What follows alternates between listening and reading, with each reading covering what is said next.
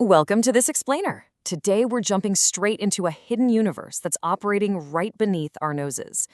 It's a world where time isn't measured in minutes, but in fractions of a heartbeat, and where absolute fortunes are won and lost before you can even blink. We're going to pull back the curtain on the ultra-fast, entirely invisible reality of high-frequency trading. 50%. I want you to think about that for a second. Today, roughly 50% of all U.S. equity trading is completely non-human. It's executed entirely by automated algorithms. You know that traditional image of stockbrokers shouting at each other on a crowded floor? Yeah, that's a ghost of the past. The real market today is a living, breathing cascade of data operating at speeds that honestly defy human comprehension. Section 1. The Millisecond Battlefield. Okay, let's dive into this. What exactly is high-frequency trading, or HFT? Well, at its core, it's a highly sophisticated form of algorithmic trading. It's all about exploiting these tiny micro-opportunities in the market using ultra-fast hardware. These traders aren't holding stocks for years or even days. Their holding periods are often measured in seconds or even microseconds. They execute massive volumes of orders, rapidly moving in and out of positions, basically turning absolute chaos into calculated profit. To really wrap our heads around the scale here, let's look at the explosion of transaction volumes. Take the foreign exchange market, for example. By 2019, the daily trading turnover had leaped to $6.6 trillion. Trillion, with a T, every single day. And that sheer, staggering volume is only possible because machines are at the wheel, constantly providing liquidity to global markets. Section 2. The Ultimate Speed Path. Let's move down the ladder of time itself to see how this all builds. Now, a millisecond is 1,000th of a second. Standard algorithms operate right there. But HFT, it pushes deeper into microseconds, 1/1,000,000th of a second, using specialized networks. And at the absolute bleeding edge, we hit the nanosecond scale, 1/1000,000th of a second. At this level, firms use custom hardware, like FPGA chips. These chips literally bypass standard computer processors entirely, executing logic directly in the silicon hardware the very instant a market event happens. No software delay, just pure speed. This obsession with shaving off time has sparked a literal arms race. For a long time, pulsing fiber optic cables, running across the ocean floor between London and New York, were the gold standard. But here's a crazy fact.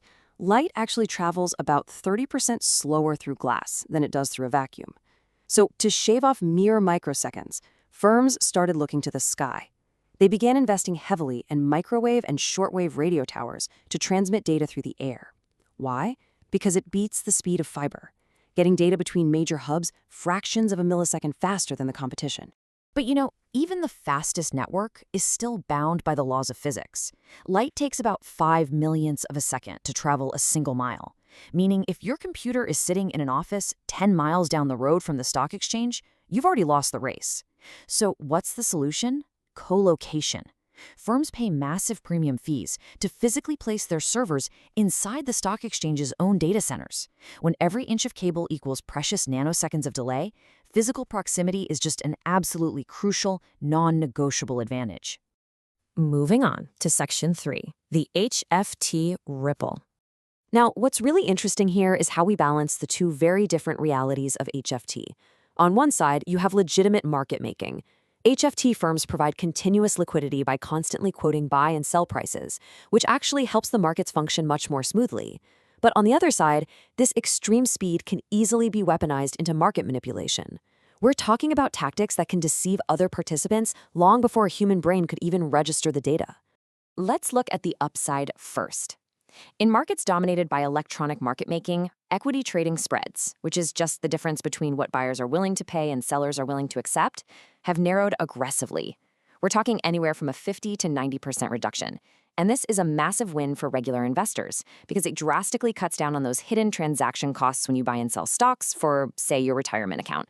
But of course, that efficiency casts a pretty dark shadow. Enter practices like quote stuffing and spoofing. Quote stuffing is this malicious tactic where a firm floods the market with thousands of orders and cancellations every single second.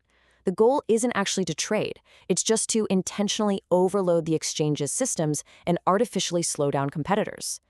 Then there's spoofing, which is placing massive fake orders to create a false illusion of supply or demand, tricking others into moving the price, and then instantly canceling those fake orders.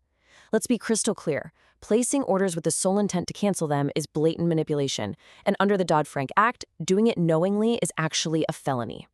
And when this fragile ecosystem misfires, well, the results are terrifying. Let's walk through the timeline of the notorious flash crash from May 6, 2010. At 2:42 p.m., the market began this rapid, completely unnatural decline. By 2:47 p.m., the Dow Jones had plummeted 600 points in just 5 minutes. Nearly $1 trillion in market value just vanished into thin air. Yet, by the end of the day, the market had rebounded and recovered almost all of its losses. Now, the whole thing was triggered by a massive $4.1 billion mutual fund sale, but it was severely worsened by automated, high-frequency systems just blindly reacting to the drop. To really understand that cascade, listen to this finding from the official joint report by the SEC and CFTC. They noted that as prices plummeted, liquidity completely evaporated. Why? Because algorithms were just reacting to other algorithms. HFTs began generating a hot potato volume effect, rapidly passing the exact same positions back and forth to each other in this frantic loop, totally draining the market of actual buyers precisely when they were needed the most. And this brilliantly illustrates what happens when the machines lose their guardrails. During that brief window in 2010, the prices of prominent blue-chip equities uncoupled from reality entirely. We saw shares of major companies briefly trading for a single penny, while others skyrocketed to $100,000 a share. For a few minutes, the market briefly but entirely lost system control. Finally, Section 4, the future of fair markets. So, following the flash crash, regulators realized they desperately needed a digital heartbeat monitor for the market.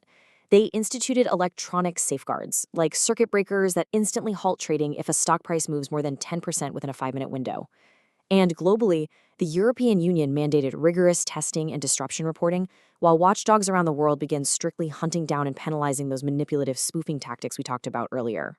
But the market isn't just relying on new rules. The technology itself is evolving. The future isn't simply about having faster hardware anymore. It's about deploying smarter software. We are now seeing the integration of deep reinforcement learning, or DRL. These are advanced AI algorithms that don't just follow static rules. They use iterative simulations to actually learn and dynamically adapt to chaotic market conditions. So instead of blindly reacting and causing another flash crash, these new algorithms are learning to navigate the volatile ripples without misjudging the market's true momentum. So, what does this all mean for us? High-frequency trading is without a doubt a breathtaking marvel of modern engineering. It provides immense liquidity and cuts costs for everyday investors. But it also creates an environment where only a handful of elite institutions can actually afford the microwave towers, the co-located servers, and the nanosecond hardware required to compete. So the crucial point I want to leave you with is this. Does the pursuit of a flawlessly efficient market outweigh the risk of entrenching deep technological inequality? It is the ultimate ethical tug-of-war of our modern financial era. And the machines, well, they're only getting faster. Thanks for joining me on this explainer, and always keep questioning the data in front of you.